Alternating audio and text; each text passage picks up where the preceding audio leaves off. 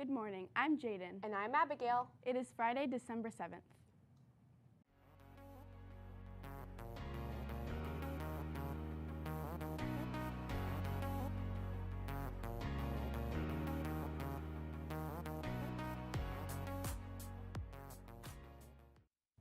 Today, the CG Discovers team brings us a story about two new safety officers, one whose face is very familiar to most of us, and one you may not know. Hi, I'm Zach, and I'm an investigator for CG Discovers. Today we're discovering our school safety officers. We're looking into why administrators felt they needed safety officers and talking to them to see what they do.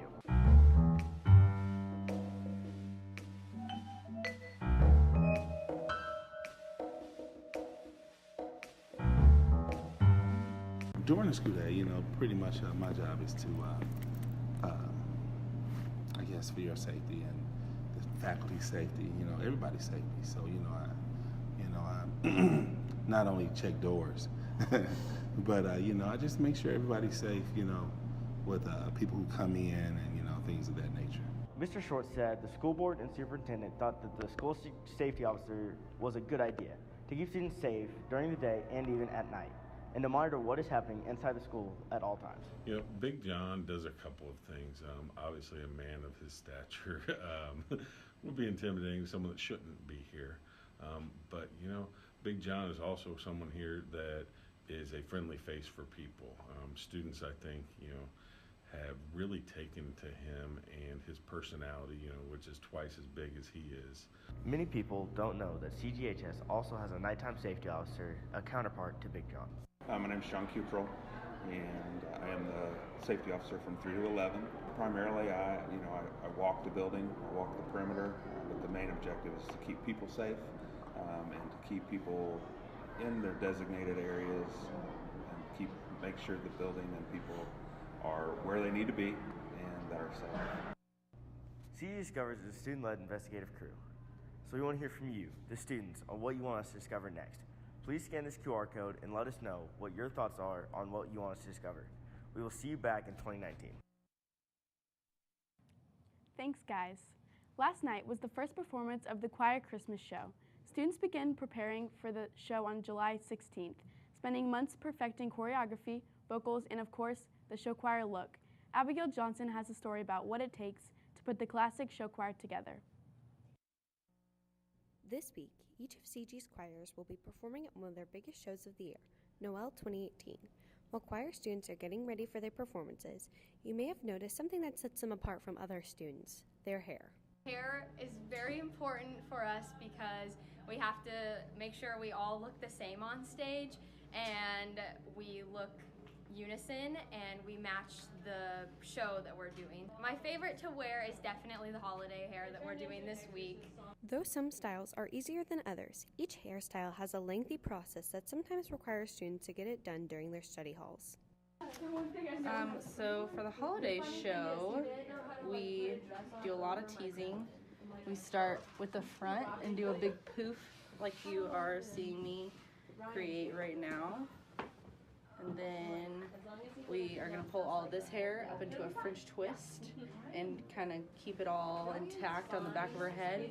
And then she just gets a nice hair piece like this clipped up in the top, and she's going to have beautiful curls coming out right behind her lovely poof, and this poof is going to be like super tall. This one's actually really easy. I would say for holiday show we don't really have a difficult hairstyle, but for competition season definitely the sound system hair is the most difficult and just the most time consuming, I guess is the right word. Not necessarily difficult, but it just takes a lot of time. However, the process of the hair doesn't end when the curtains close. Sometimes the hair has to stay in for days to save time for multiple shows.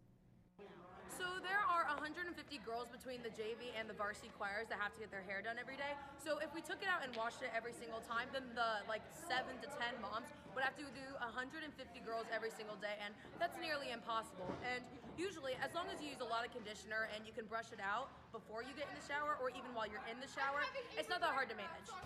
Though each of the Christmas shows are sold out, you can still catch this hair in action at the pre-contest show on January 24th. Tickets are not yet on sale, but you can check www.centergrovechoirs.org for updates. Thanks, Abigail. Last night, I ran a Snapchat takeover on the Publications Snapchat account. I will bring you more behind the scenes from tonight's performance at CG_publications in Snapchat to check it out tonight. Last night, the girls' basketball team defeated Bloomington South in a close game that ended 47-40. After trailing by 5 at the end of the third quarter, the Lady Trojans outscored Bloomington South 19-7 in the fourth quarter behind Ella Thompson's 12 of 14 from the free throw line. Thompson scored 14 of her 17 points in the final period, and Emma Utterback was the only other Trojan in double figures with 16 points, including 2 key driving layups in the final quarter. This weekend, the varsity wrestling team will be at Zionsville on Saturday morning, and the JV team will be home at the CG Tourney. The 4-0 boys basketball team will be back in action tonight at Pike, and will take on La Lumiere tomorrow night at Southport in a game featuring 2 of the top players in the state going head-to-head. We close today's broadcast with a special message with some of your senior athletes and student section leaders. Our school and community have taken some heat this week. But a loud and supportive student section is what we need. It makes a difference at our games. This weekend, the Trojan Army travels to Pike and Southport. And we need you there. We need you to cheer for your Trojans. There will be voices cheering against us. We need to hear you. Take care of the other team. We need you to cheer for us. And so do we. And let's grow from this. Let's make Friday night memorable for the right reasons. Let's make our student section at all winter sports loud and proud for the Trojans. See you there. And that's all we have for you today, CG. Bye.